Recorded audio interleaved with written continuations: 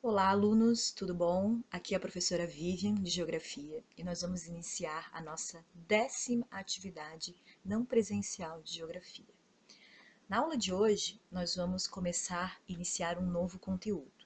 E como apoio de material para essa aula, vocês podem utilizar o livro didático a partir do capítulo 1, que ele vai começar a trabalhar o assunto dessa nossa videoaula.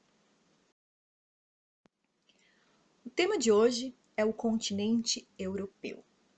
Então, hoje nós vamos iniciar o nosso estudo sobre esse continente, falando sobre os limites, sobre as fronteiras e sobre a formação desse território ao longo da história. Nas próximas aulas, a gente vai trabalhar os aspectos físicos, os aspectos econômicos, vamos falar de União Europeia, vamos falar de economia, de tecnologia e de desenvolvimento industrial. Para a gente iniciar falando do continente europeu, vamos lembrar da divisão dos continentes. Então, o que nós temos aqui? Um mapa mundi com a divisão dos continentes. Em verde, nós temos o continente americano, a América. Em laranja, continente africano, a África. Aqui em rosa, a Oceania.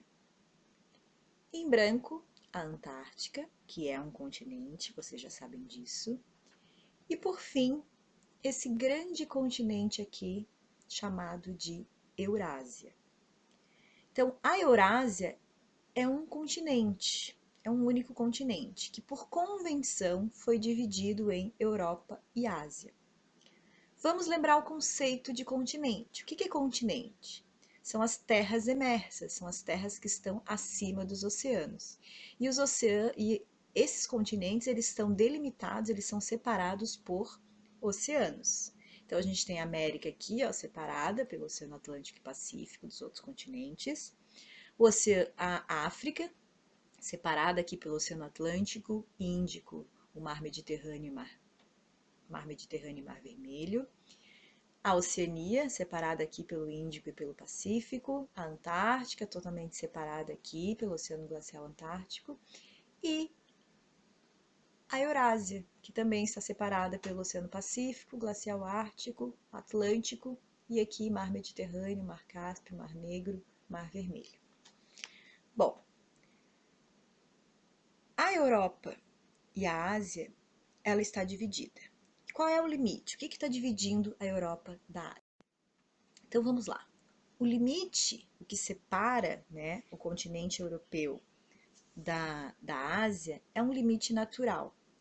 Aqui a gente tem uma cadeia de montanhas, que são os Montes Urais, e é essa cadeia de montanhas que é o marco separatório entre esse continente, esse supercontinente que é a Eurásia. Então, os Montes Urais separam o que é Europa e o que é a Ásia. Então, a Europa é um dos menores continentes do globo e, na verdade, ele é uma península da Ásia. O que é uma península? É uma porção de terra cercada de água por todos os lados, exceto um que está ligado ao continente. Então, por isso que a gente diz que a Europa é uma península do continente asiático. Aqui nessa imagem, a gente vê um mapa físico que pega aqui a parte do continente euroasiático, né? E aqui tem essa delimitação aqui, que é onde estão os Montes Urais, que é essa cadeia de montanhas. A título de ilustração, coloquei aqui duas imagens dos Montes Urais. Esse mapa, ele mostra a divisão política da Europa, é o mapa político da Europa. Então, o continente europeu é onde encontram-se, né, os países mais ricos e industrializados do mundo. E a maior parte desses países que compõem o continente europeu, eles são países que formam um bloco econômico, né, que formam um bloco de integração, que é a União Europeia, que a gente vai falar posteriormente. A Europa, embora seja o menor continente, ele é um dos continentes, né, que tem muitos países, tem muitas divisões de países. Por exemplo, a Ásia, que é um continente enorme, tem 50 países, e a Europa também tem 50. Para vocês terem uma ideia, a África tem 54 e a América tem 36 países. Então a Europa ela está extremamente subdividida. Aqui nesse meio a gente pode ver que são países bem pequenos, que a gente não consegue nem não ler aqui e conseguir observar bem cada um deles. Mas a gente tem 50 países e entre eles essas são as nações mais desenvolvidas e ricas do mundo. Quais são os limites desse continente? Então a gente tem aqui, o limite ao norte, o Oceano Glacial Ártico, o limite a oeste, o continente asiático, o limite aqui ao sul, Mar Mediterrâneo, Mar Negro, e o limite a leste, o Oceano Atlântico.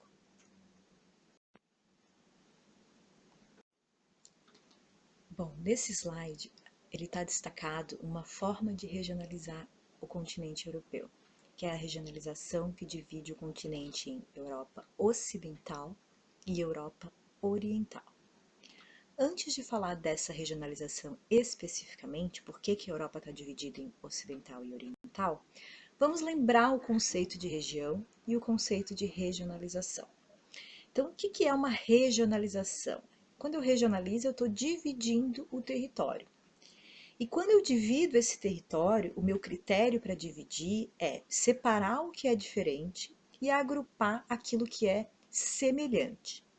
Então, se nessa de regionalização aqui da Europa, eu agrupei esses países aqui em amarelo como sendo da Europa Ocidental, significa que eles têm alguma coisa em comum.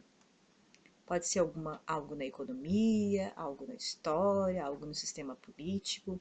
Algo existe em comum entre todos esses países que pertencem à Europa Ocidental. Da mesma forma, algo em comum existe entre esses países aqui em rosa que fazem parte da Europa Oriental. Então, regionalizar nada mais é do que dividir um território em regiões. E uma região é uma área do território que possui características semelhantes. Essa divisão apresentada aqui no mapa, ela não obedece a critérios estritamente geográficos. Não tem nada a ver com o clima, não tem nada a ver com a vegetação, não tem a ver com o relevo da região, nenhum aspecto geográfico. Essa regionalização ela está baseada na divisão que existia durante a Guerra Fria. Então, pós Segunda Guerra Mundial, o mundo, não só a Europa, mas o mundo ele ficou dividido entre os países que estavam alinhados ao capitalismo e os países que estavam alinhados ao socialismo, certo? Da União Soviética. Então, durante todo esse período da Guerra Fria que começa lá no final da Segunda Guerra Mundial e vai até a queda do Muro de Berlim e a reunificação das Alemanhas, ali em 89 a 91, a gente vai ter um mundo dividido em Ocidente, que eram os países alinhados ao capitalismo, e Oriente, que eram os países alinhados ao sistema socialista. Então, o que a gente está vendo aqui? Em amarelo, os países ocidentais, que eram alinhados ao capitalismo. Em rosa, os países da Europa Oriental, que eram alinhados ao bloco capitalista. Então, aqui, se vocês forem prestar atenção, né, a Grécia está mais próxima aqui dos países da Europa Oriental, mas a Grécia, desde o início, ela integrava o bloco capitalista. Por isso que, por mais que ela esteja um pouco desgarrada aqui da Europa Ocidental, ela pertence à Europa Ocidental porque ela sempre se alinhou ao bloco capitalista. Bom, aqui a gente consegue ver, eu vou destacar para vocês essas diferenças entre o que é a Europa Ocidental hoje e o que é a Europa Oriental, características atuais. Então, a Europa Ocidental, que é aquela parte em amarelo que a gente viu, é a Europa desenvolvida e é formada por países que apresentam em sua maioria uma economia forte, diversificada e industrializada. Já a Europa Oriental é composta por países com economia menos industrializada, predominando os países que adotavam o sistema socialista.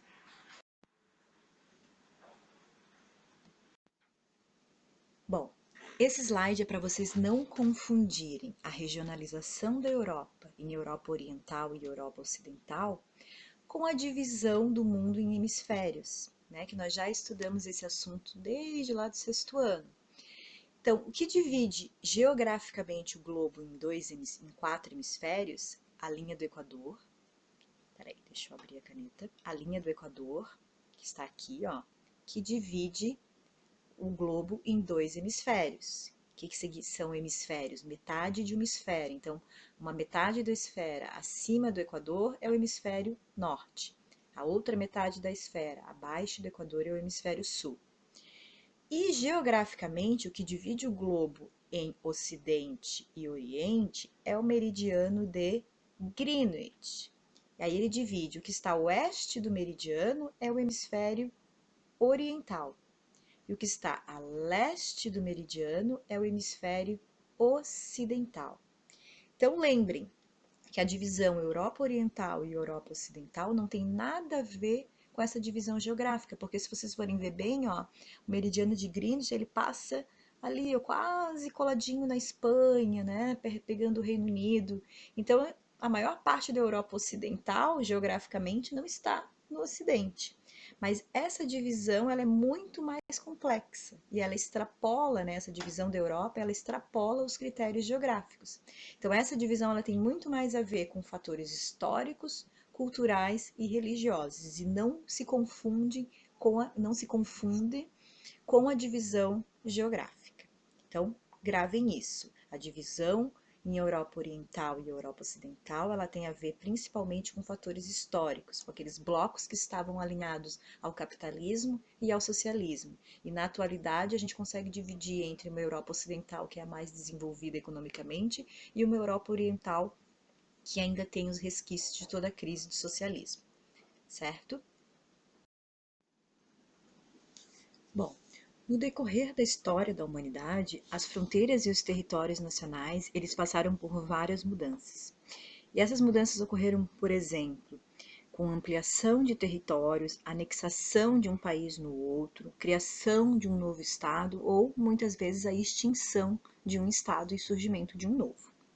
Então, no decorrer do século XX, essas mudanças na configuração dos territórios e das fronteiras, elas foram muito expressivas, né? Então, desde o início do século XX, o mapa político do mundo ele vem sendo periodicamente modificado. E isso não foi diferente com o continente europeu. O continente europeu, no início do século XX, durante o século XX, ele foi palco de duas grandes guerras, né? A Primeira Guerra Mundial e a Segunda Guerra Mundial. E esses dois conflitos mundiais, eles vão alterar significativamente as fronteiras da Europa. Então, até meados do século XX, as maiores modificações territoriais se deveram em virtude da Primeira Guerra Mundial. Esse mapa do antes e o depois da Primeira Guerra, a gente já analisou, mas vamos dar uma relembrada. Então, o que a gente tem aqui? Ó? No continente europeu, em 1914, é o início da guerra. A guerra vai acabar em 1917. Então, os países que vencem a Primeira Guerra Mundial, aqueles que estavam diretamente relacionados com o conflito e aqueles que estavam apenas como países de apoio, eles conseguiram manter as suas fronteiras e muitos desses países ampliaram essas fronteiras. Então a gente vai ter aqui, né, a França vai manter o seu território, o Reino Unido, né, todos os países que estavam diretamente relacionados à guerra mantiveram as suas fronteiras. Aí o que vai acontecer? Aqui, ó, quem vai perder território? O Império Alemão vai perder território, o Império Austro-Húngaro vai deixar de existir. Então, os países que estavam ligados, né, à Alemanha, ao Império Austro-Húngaro e à Itália, a Itália muda de lado, né, depois quando no meio da guerra, então a Itália acaba aumentando um pouco de território. Mas os países ligados à guerra, principalmente a Alemanha e o Império Austro-Húngaro, eles vão sofrer essas perdas de território. Então a gente tem a Europa agora, no mapa do lado, em 1937, né, no período entre guerras, porque a guerra termina em 1917, então 20 anos depois, 1937, um pouquinho antes do início da Segunda Guerra Mundial, como estava a configuração da Europa. Então a gente não tem mais o Império Russo, temos a União Soviética. Não temos mais o Império Turco-Otomano, temos a Turquia. Não temos mais Império Alemão, temos a Alemanha. E não temos Império Austro-Húngaro, e aí nós temos Tchecoslováquia, Áustria e Hungria. E aqui a gente tem, né, aqui que era Sérvia, Montenegro, Bulgária, Romênia. Esses países aqui, ó, muitos vão se aglutinar na Iugoslávia, né? Aí vai surgir, né, aqui a Romênia, que tinha menos território, fica bem maior. Se vocês lembrarem da nossa aula online, eu mostrei, a gente viu uma tabela e ali mostrava os países que estavam junto com a Tríplice Entente. E a Tríplice Entente foi quem venceu a guerra. Então, em 1937, o que a gente tem? A gente tem essa configuração de território, já bem diferente de 1914. Percebam que aqui eu tenho menos países, aqui eu já tenho muito mais países, muito mais estados independentes. Prestem uma atenção aqui, ó, na União Soviética, que hoje é o território russo, né, que é a Rússia, e na Turquia. Esses dois países, tanto a Turquia como a Rússia hoje, são países que são chamados de transcontinentais. Por que eles são transcontinentais? Porque eles têm territórios em dois continentes diferentes. Então a Turquia tem uma parte bem pequena, né, que é onde está Istambul, fica parte na Europa, é uma pequena parte da Turquia e outra parte na Ásia. E a Rússia, que aqui no caso é a União Soviética, também é um país transcontinental, porque tem parte na Europa e parte na Ásia, certo? Então vamos continuar analisando como são essas alterações no território europeu. Vamos passar agora para depois da Segunda. Bom, agora nós estamos olhando para o mapa da Europa em 1947. 1947 são 2 anos exatamente após o término da Segunda Guerra Mundial. E a gente vai ter novamente mudanças na configuração das fronteiras no território europeu. Esse momento aqui, em 1947, já estamos vivendo o mundo da Guerra Fria, onde a gente já tem aquela oposição, né, entre o mundo capitalista e o mundo socialista. E isso vai estar aqui estampado, né, no continente europeu. O que a gente observa de mudanças? Principalmente aqui a União Soviética, que ela começa, né, a União Soviética aqui, ó, que ela vai corresponder, ela vai anexar ao seu território vários países aqui do leste europeu que existiam antes. Eles vão deixar de existir. Então aqui a gente vai ver, ó, a Iugoslávia aumentando o seu território, né, anexando ali Croácia, Sérvia, esses países vão fazer parte da Iugoslávia. Né? Alguns países a gente consegue perceber, Portugal, Espanha, que vão mantendo o seu território. Olhem esse pedacinho aqui de Portugal, depois a gente vai ver no próximo mapa. Então a gente vai vendo várias alterações. Alguns países vão surgindo, outros vão deixando. E o mais importante aqui, 1947, né? Final da Segunda Guerra Mundial, a gente tem a Alemanha dividida aqui em Alemanha Ocidental e Alemanha Oriental. Alemanha Ocidental capitalista, Alemanha Oriental ligada ao bloco socialista. Finalizando então, estamos aqui na Europa de 2015. Na Europa de 2015. O que a gente vai observar aqui no mapa da Europa de 2015? Primeiro, surgimento de vários países aqui do leste europeu. A União Soviética deixa de existir, né? O que a gente vai ter agora? A gente vai ter a Rússia novamente. Vários novos territórios, aqui a Geórgia, Azerbaijão, Armênia. Aqui onde era a Iugoslávia, olhem quantos países começam a surgir aqui, ó, né? Croácia, Sérvia, Montenegro, Eslovênia, todos esses países aqui, ó, que antes estavam aglutinados num único território, vão fazer parte vão ser estados independentes. Aqui, ó, a Tchecoslováquia, que surgiu lá do Império Austro-Húngaro, lembra que se subdividiu, dividiu de novo ó, em República Tcheca e Eslováquia. Então, muitos países foram surgindo para chegar naqueles 50 países que a gente observa atualmente no mapa da Europa. Algumas desses territórios que surgiram foram através de muitos conflitos, outros através de acordos, principalmente com a Rússia, né? Mas ainda é uma região de muitas disputas por fronteiras, né? Ainda existem muitos conflitos aqui, principalmente nessa região que eu estou mostrando para vocês. Ainda tem alguns povos, alguns povos que reivindicam territórios, né, que reivindicam criar o seu estado, né? Então tem algumas nações sem território. Então temos aqui a configuração da Europa atual. Vamos terminar essa primeira parte do estudo do continente europeu, onde a gente analisou principalmente as fronteiras e algumas características do território europeu, né, do continente europeu. Eu vou deixar logo abaixo da videoaula o link das atividades, não esqueçam de fazer as atividades. Vocês podem buscar como material de apoio o capítulo 1 do livro didático de vocês. Não esqueçam de responder e enviar a atividade 10, que vai contar para avaliação de vocês. Fiquem bem e fiquem em casa.